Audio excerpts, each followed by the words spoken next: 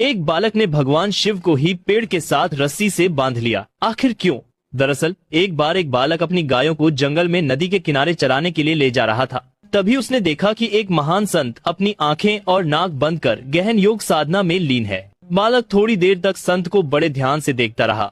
कुछ समय बाद उससे रहा नहीं गया और उसने उत्सुकता से संत से पूछ ही लिया कि वे यह सब साधना क्यों कर रहे हैं। संत ने जवाब दिया, मैं भगवान शिव के दर्शन प्राप्त करने के लिए ये साधना कर रहा हूँ।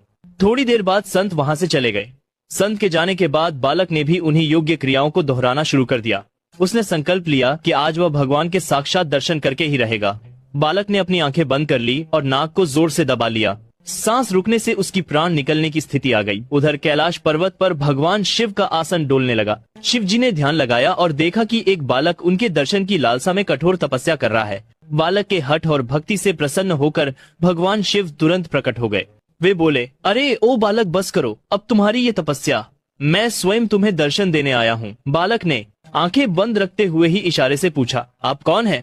भगवान शिव ने उत्तर दिया, मैं वही भगवान शिव हूँ जिनके दर्शन के लिए तुम इतनी कठोर साधना कर रहे हो। बालक ने आंखें खोली और तुरंत एक रस्सी लेकर आया। क्योंकि उसने भगवान को पहले कभी देखा नहीं था, इसलिए उसे विश्वास नहीं हुआ कि यह सच में भगवान शिव है। पहचान की पुष्टि करने के लिए उसने भगवान शिव को पास के एक पेड़ से रस्सी से बांध दिया और संत को बुलाने के लिए दौड़ पड़ा। वह संत दौड़ते हुए वहाँ आए, लेकिन उन्हें वहाँ कोई दिखाई नहीं दिया। उन्होंने बालक से कहा, मुझे तो भगवान कहीं नहीं दिख रहे। तब बालक ने भगवान शिव से पूछा, प्रभु, यदि आप सच में भगवान शिव हैं तो संत को दिखाई क्यों नहीं दे रहे? भगवान शिव मुस्कुराए और बोले, जो भक्त बिना किसी छल कपट के निष्कलंक और सच्चे मन से मुझे याद करता है, मैं उसे अवश्य दर्शन देता हूँ। तुमने बाल हट और निश्चल श्रद्धा से मेरी आराधना की, अपने प्राणों की भी परवाह नहीं की, इसीलिए मुझे कैलाश से मृत्यु लोक में आकर तुम्हें दर्शन देने पड़े। लेकिन यह संत अभी भी पूर्ण शुद्ध भाव से नहीं साधना कर रहे हैं। वे रोज क्रिया तो करते हैं, लेकिन उनके मन में अभी भी भटकाव और स्वार्थ है। इसलिए मैं उन्हें दिखाई नहीं दे रहा, पर तुम्हें प्रकट रूप में दर्शन दे रहा हूँ।